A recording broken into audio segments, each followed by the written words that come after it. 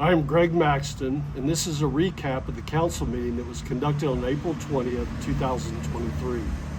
We start off the meeting by recognizing Ernie Martinez as the City Employee of the Quarter for the period of January 2023 through March 2023.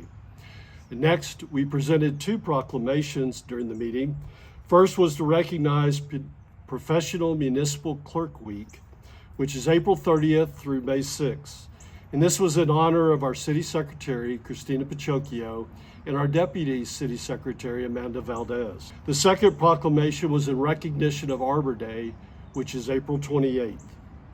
Council then conducted 4 items of business. First, Council discussed an ordinance that would designate the authority and the responsibility for maintaining the public trees across our city.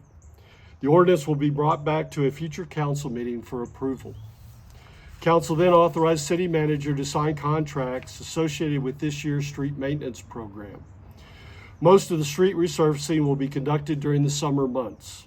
The city will publish a schedule within the next month detailing which streets will be resurfaced this year and the expected dates that this will occur. City Council then approved an ordinance establishing the 4 stop signs in Centerfield Estates, which allows the police to enforce these control mechanisms.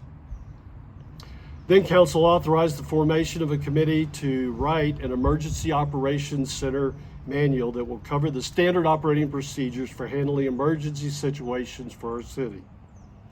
And then last, Council received a quick update on brush collection associated with our local disaster. Brush pickup is about 45% complete across Bexar County.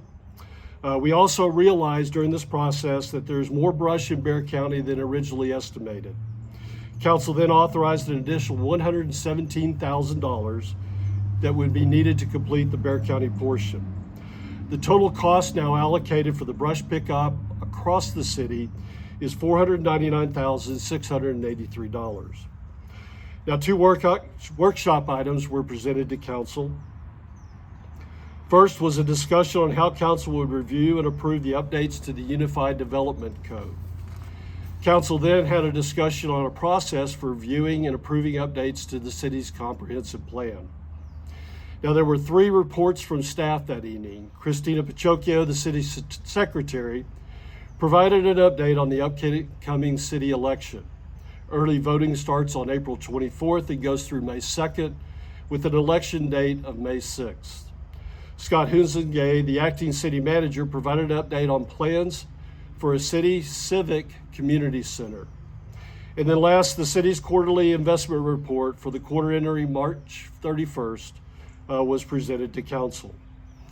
We had several announcements as part of the meeting. Fort Hall will be conducting its Adopt a Highway trash cleanup along Ralph Fair Road on Saturday morning, April 22nd.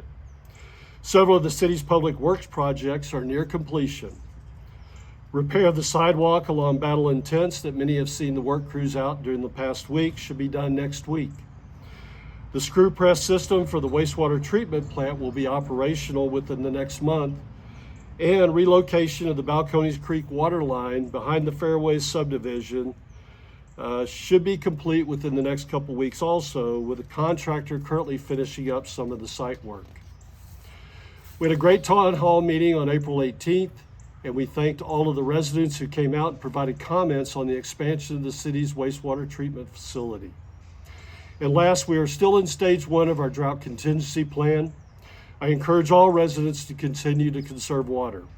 With the rains we have had over the past months, our monitoring wells have shown some signs of increase in water levels, but not a significant amount. I'm asking all to please continue to conserve water as we enter the summer months, which is usually a drought time period for us.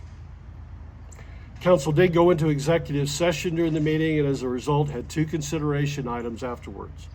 First, with the resignation of City Manager Tobin Maples, City Council determined his last day as City Manager would be April 21st. Council then appointed Scott Hunzengay to be interim City Manager until new City Manager is hired. Now, this was a quick recap of the meeting. If you would like additional information related to any of the topics that I've covered, please reach out to myself, contact any of your council members, or our city staff, and we'd be glad to provide any of the details on the information that I've covered.